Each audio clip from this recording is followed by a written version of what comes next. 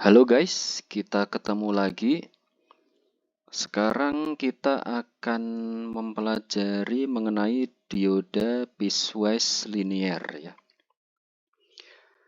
Sambil saya ulang kembali ya, jadi mengenai cara pendekatan hitung dioda itu ada 3. Yang pertama dioda ideal ya. Kemudian yang kedua ada dioda simplified. Nah, sekarang yang ketiga kita akan bahas mengenai dioda piecewise linear ya. Ini contoh soalnya masih sama persis ya, hampir sama dengan 2 video sebelumnya ya. Video sebelumnya yang pertama itu dioda ideal ya. Kemudian yang video yang kedua itu dioda simplified. Nanti kalian bisa cek hasilnya ya. Kurang lebih hampir sama ya. Cuman beda sedikit. Tapi nanti kita akan compare ya.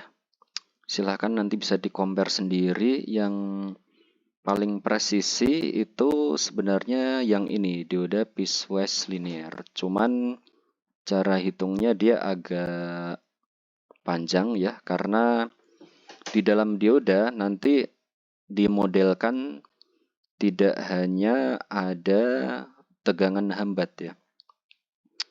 Jadi kalau di dioda ideal itu kan di dalam dioda dimodelkan tidak ada tegangan hambat dan resistansi atau resistor ya. Nah, kalau di dioda simplified itu ada tegangan hambat. Nah, sekarang di dioda piecewise linear ini ada juga hambatan atau resistansi. Jadi tidak hanya tegangan hambat, tapi juga ada hambatan ya. Nah, atau resistansi ya. Nah, contoh soalnya di sini ya. Kita lihat simbol diodanya ini tertulis ada Si ya, terbuat dari silikon. Artinya dia punya tegangan hambat sebesar 0,7 volt. Kemudian diketahui juga di soal ada hambatan sebesar 20 ohm. Nah, di sini diminta untuk menghitung nilai arus I yang mengalir ya. Kemudian tegangan V. Nah, kita sambil cek ya nanti. Pertama kita harus gambarkan dulu ya secara lengkap ini rangkaiannya. Kita tracing dari atas nih ada 10 volt, kemudian resistor 1 kilo, kemudian dioda. Nah, ini adalah rangkaian yang sudah saya gambarkan ya. Jadi di atas ini ada tegangan 10 volt ya. Secara lengkap kalau kita gambarkan dia akan nyambung ke catuan DC ya sebesar 10 volt ya. Tapi dia di titik sini mintanya tegangan 10 volt. Jadi nanti dari sini ketemu kaki panjang dulu, baru kaki pendek, baru ground ya. Karena ground ini 0 volt ya. Artinya beda tegangan antara ground dan titik yang atas ini itu adalah sebesar 10 volt. Tapi yang titik atas ini tegangannya lebih tinggi ya. Jadi 10.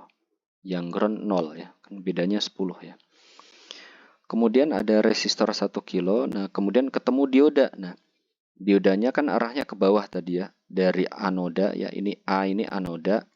K ini katoda ya. Dari anoda menuju ke katoda. Nah, ini ya di dalam dioda dimodelkan ada tegangan hambat 0,7 volt ya.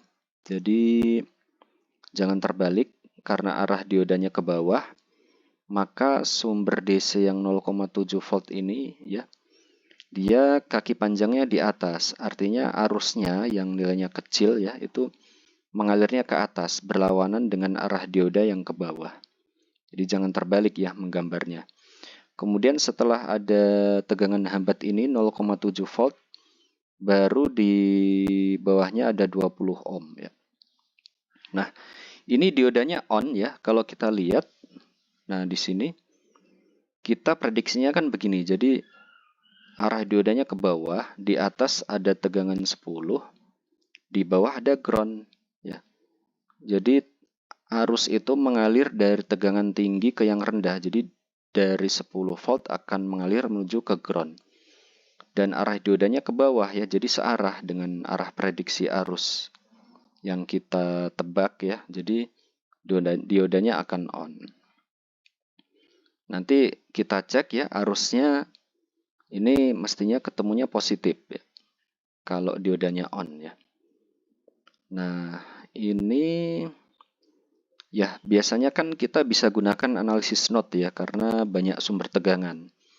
Tapi di sini karena ada resistansi 20 ohm ya, jadi kita tidak tahu tegangan di titik sini, di atas persis 20 ohm ini kita nggak tahu ya, nggak tahu nilai tegangannya. Kalau di anoda sini tegangannya belum tahu juga gitu. Kalau di katoda sini jelas dia 0. Yang di atas di sini dia 10 volt. Ya. Yang di anoda sama di tengah-tengah sini ya, antara 0,7 dan 20 ohm itu kita belum tahu, makanya kita ya terpaksa pakai analisis mesh ya. Jadi kalau analisis mesh itu menggunakan sigma V ya, sama dengan 0. Ya, kita tracing dari atas ya. Jadi nanti min 10 ya, kemudian ditambah I dikali 1K ya. Kemudian ditambah 0,7 ya. Kemudian ditambah I dikali 20 ya. Kemudian sudah ya, hanya ada 4 komponen ya, jadi hanya 4 suku. Yaitu di sumber DC 10 volt, kemudian resistor 1 kilo, kemudian tegangan hambat 0,7, kemudian resistor 20 ohm. Ini nanti nilai-nilai tegangannya akan sama dengan 0 ya, penjumlahan nilai-nilai tegangannya ya. Nah, ini nanti I-nya bisa kita keluarkan ya, dikali dengan 1000 ditambah 20 ya, berarti 10/20 ya. Kemudian akan sama dengan 10 dikurangi 0,7 ya. Ya, sama dengan 9,3 ya. Nah, ini nanti nilai I-nya akan sama dengan 9,3 dibagi dengan 10/20. Ya. Jadi sama dengan, kita hitung dulu pakai kalkulator ya. 9,3 dibagi 10/20. Ketemunya 0,00912 ya, 912. 0,00912. Awas, hati-hati ya, ini masih dalam ampere ya. Bisa kita ubah ke dalam miliampere ya, berarti dia dikali 1000 ya. Jadi ketemunya 9,12 ya, 9,12 dikali 1000, tapi nanti ini sudah dalam bentuk miliampere ya. Ini arusnya sudah terjawab ya, betul kan, nilainya positif ya. Jadi diodanya memang on ya. Kemudian tegangannya berapa? Nah, Saat mencari tegangan V, ya, ini kita harus tahu posisi plus dan minus, ya. Plusnya ini di anoda, minusnya di katoda. Maka nanti tegangan di anoda dikurangi dengan tegangan di katoda, ya. Jadi V itu adalah VA dikurangi VK, ya. Tapi kita ya cari dulu ini VA dan VK-nya berapa. Kalau VK kan sudah tahu ya, jelas dia posisinya di ground, ya. Maka nilainya 0. Kemudian VA, nah untuk mencari VA ini ada dua cara, ya. Ada dua cara mencari VA. Yang pertama, karena ini ada dua ground, ya, sehingga ada dua cara. Jadi yang pertama ke arah ground yang atas, ya. Ke arah ground yang atas nanti bisa kita dapatkan V-nya itu sama dengan minus I, ya, minus I dikali 1K ditambah 10, ya. Jadi perhatikan, ya, VA itu kan titiknya di sini, ya, A. Kita akan berjalan dari titik A ini ke arah ground yang atas ini. Nah, maka dia akan melewati 1 kilo. Sedangkan arusnya ke bawah. Kan kita mau berjalan ke atas, sehingga minus, ya, minus I dikali 1K. Kemudian plus 10, ya, karena ketemu kaki panjang dulu ini, baru sampai ke ground, ya. Nanti yang kedua ke arah ground yang bawah. Jadi nanti V akan sama dengan ketemu 0,7 kan, ya. Jadi 0,7 plus, ya. Ini ditambah karena 20 ohm ini arusnya ke bawah, ya. Kan kita juga akan berjalan ke bawah menuju ke ground yang bawah. Jadi I-nya positif dikali 20. Nah, ini nanti dari dua cara ini bebas, silahkan boleh pakai yang mana. Yang jelas hasilnya mestinya sama, ya. Kita cek nanti. Jadi ini main I, ya, I-nya 9,12.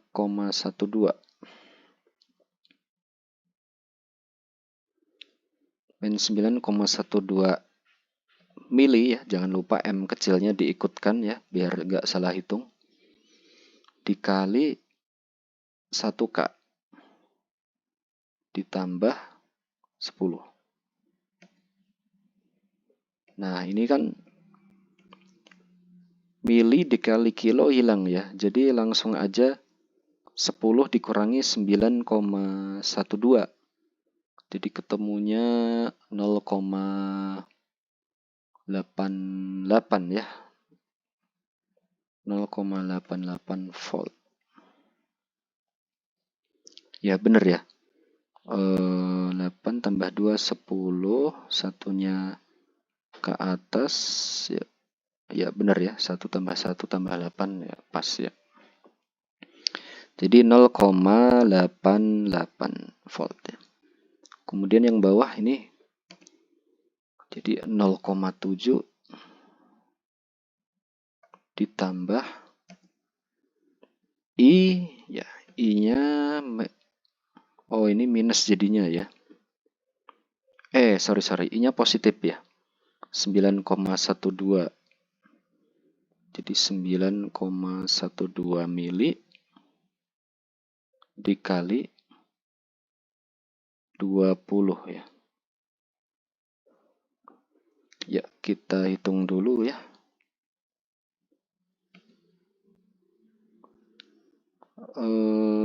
Berarti 20 dikali mili, ya, berarti 0,02, ya. 0,02 Kita hitung dulu pakai kalkulator. 0,02 ya dikali 9,12.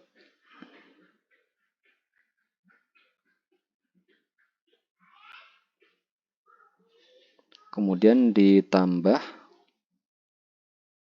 0,7.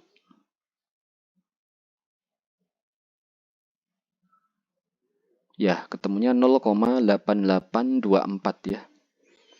0,8824. Ya, samalah ya, bisa kita bulatkan 0,88. Ya, jadi nanti silahkan bebas ya pakai cara yang mana, tapi yang mudah ya ke bawah ini karena arusnya positif ya. Biasanya lebih suka mencari yang positif ya. Ke bawah aja ya. Jadi 0,7 plus I kali 20. Nah, setelah ketemu ya maka VA dikurangi VK ya. Berarti kan VK-nya 0 ya. Jadi sama dengan VA. Ya, sama dengan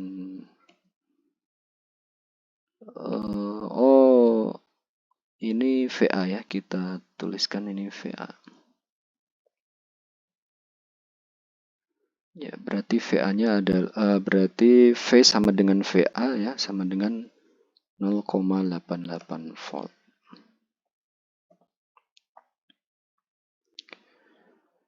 Ya, ya demikian guys. Contoh soal pada video kali ini kita ambil dari referensi bukunya Bapak Ramdhani ya, judulnya Elektronika Dasar. Oke, jika video ini bermanfaat, jangan lupa subscribe ya untuk mendukung saya. Dan sampai ketemu lagi di video-video selanjutnya. Terima kasih.